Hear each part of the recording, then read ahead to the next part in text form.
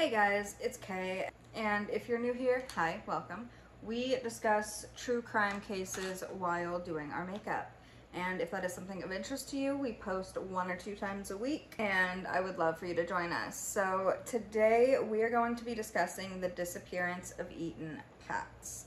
This one was the first, I believe, or one of the first milk carton missing kids posters.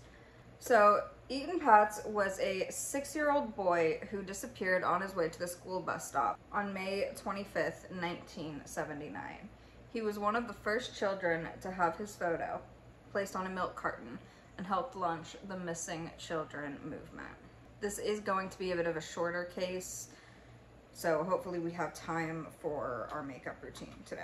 On the morning of May 25th, 1979, Etan left his apartment in Soho by himself for the first time, planning to walk 2 blocks to get on the school bus at West Broadway and Prince Street. He was wearing a black future flight captain pilot hat, a blue corduroy jacket, blue jeans, and blue sneakers with fluorescent stripes.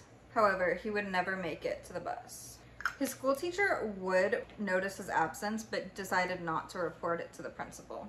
When he didn't return home from school, his mother, Julie, had called the police. An intense search would begin that evening, where nearly 100 officers and bloodhounds would search for him for weeks. Which, from a teacher perspective, you don't always know when your kids are going to be absent, you know?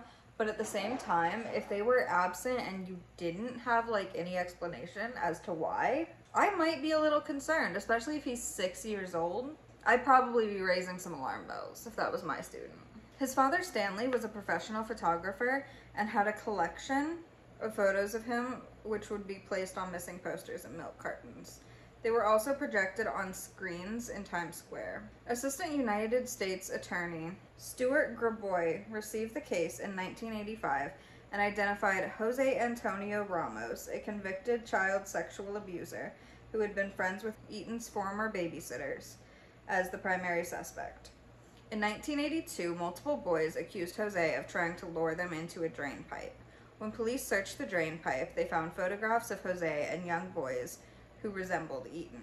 Investigators eventually found out Jose had been in custody in Pennsylvania in connection with an unrelated child molestation case. When first questioned by investigators, Jose stated that on the day Etan disappeared, he took a young boy back to his apartment to assault him. Jose said he was 90% sure it was the boy he had seen on television, but did not use Etan's name. He also claimed that he had put the boy on a subway going uptown. In 1991, while Jose was incarcerated, a jailhouse informant told investigators and FBI agent Mary Galligan that Jose told him that he knew what happened to Etan. Jose even drew a map of Etan's school bus route and knew that he was the 3rd stop on the route. Jose had been known by the family and was the prime suspect, but was unable to be prosecuted. Etan's body was never found, and he was declared legally dead on June 19th, 2001. Stan and Julie Patz won a civil case against Jose in 2004. They were awarded $2 million, which they never collected. Jose has never been criminally prosecuted for the murder of Etan,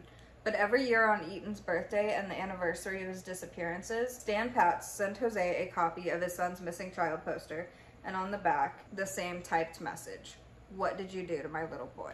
However, Jose still denies killing Etan. Jose served a 20-year prison sentence in the State Correctional Institution in Dallas, Pennsylvania, for child molestation. He was released from prison on November 7th, 2012. Soon after he was released, he was arrested again on a Megan's Law violation. In case you didn't know, Megan's Law enforces local law enforcement agencies to notify the public about sex offender registrants found to be posing a risk to public safety. Stan and Julie Patz had the 2004 judgment against Jose dismissed after the 2015 trial of Pedro Hernandez convinced them that Jose was not responsible for their son's death. The case was reopened on May 25th, 2010. On April 19th, 2012, FBI and New York City Police Department investigators excavated the Soho basement of 127B Prince Street, which was near the Patz home. The apartment had recently been refurbished after Etan's disappearance in 1979, and the basement had been a workshop and storage space of a local handyman. However, after a 4-day search, they found nothing conclusive. On May 24th, 2012, they would get a confession, however. The confession came from 51-year-old Pedro Hernandez of Maple Shade, New Jersey. At the time he went missing, Etan had $1 on him, which would be used to buy a soda to drink with his lunch. Hernandez, who was 18 at the time, had been a convenience store worker. He said later that he threw Etan's remains into the garbage. He was charged with second-degree murder. There was no physical evidence to back up his confession, however, but his family members would reach out to investigators and state that they believed Pedro was responsible for the murder. His sister said it was an open family secret that he'd confessed in the church. If it was an open family secret, why didn't anyone in the family come clean sooner? Like, I know that that's your family, but at the same time, I would come forward. That's a big deal, you know what I mean? I mean, you killed a little boy. That's a big deal. A New York grand jury indicted Pedro on November 14th, 2012 on charges of second-degree murder and first-degree kidnapping.